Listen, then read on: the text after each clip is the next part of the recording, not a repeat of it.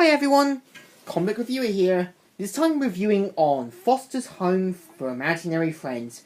Now, I actually do remember watching Foster's Home for Imaginary Friends as a kid. I remember watching almost all the seasons and actually enjoying them. Now, the premise of Foster's Home for Imaginary Friends is about Mac and Blue, who are both best friends. Blue is an imaginary friend created by Mac, who mainly lives in his mum's apartment. Now, after Terence caused some trouble, Mac's mum realises that Mac is getting too old for Blue and is sent to Foster's Home for Imaginary Friends.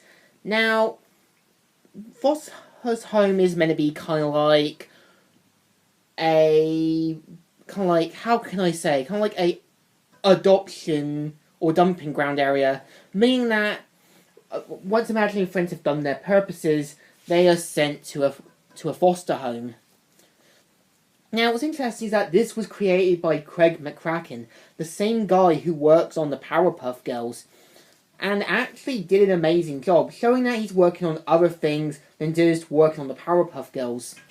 Now, what's interesting is that Mac is given the option that he can still have Blue, but is allowed to see him every day. If not, then he loses Blue.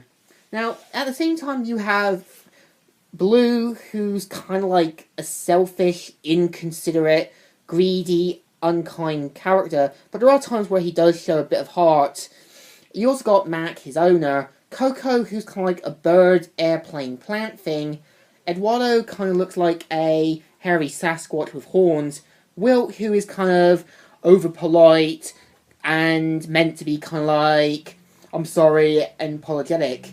Frankie, who's the daughter of Madame Foster, the owner, and is shown to do everything around the house, cook, clean, polish, and all that. Now, also you got Mr. Harriman, one of the co-guys who work there, at the same time acts kind of like the principal or den father.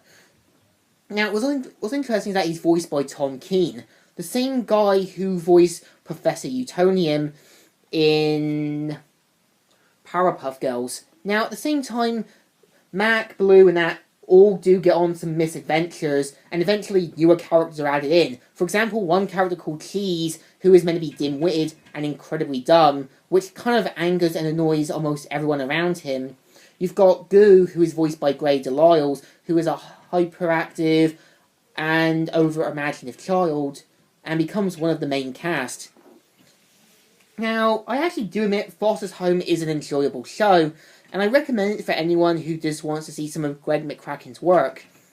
Now, interesting enough is that some of the Powerpuff Girl voice actors do voice in this. For example, Tom Kenny voices Eduardo, Gray Delisle voices Frankie, Tom Keene voices Mr. Harriman, Tara Strong voices Terence, Mac's older brother.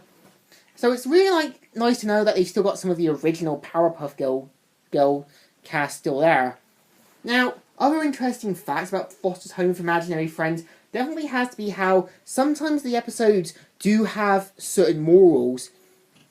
For example, one episode where Blue tries to get himself put on TV and ends up being taken to a deodorant commercial. The moral of that story is mainly don't try and get fame in that, otherwise there are downsides to it. Another episode is where mainly Mac has to deal with, for example, about learning to be cool, but the moral of that story is you can be cool because you know who you are.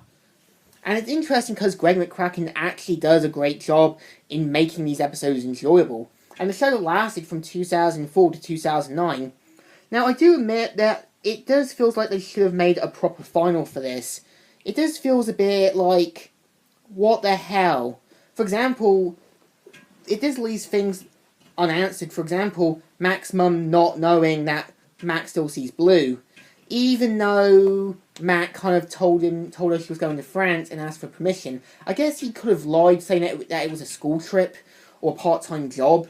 But it would have been a better fun episode if Mac's mum found out and allowed Mac to still see Blue. So, what do I think of Foster's Home? It's actually quite an enjoyable show. and I recommend to anyone else who's a fan of Foster's Home. So, in general, good thumbs up. Still good, and still alright. So, Comic Review here, starting out.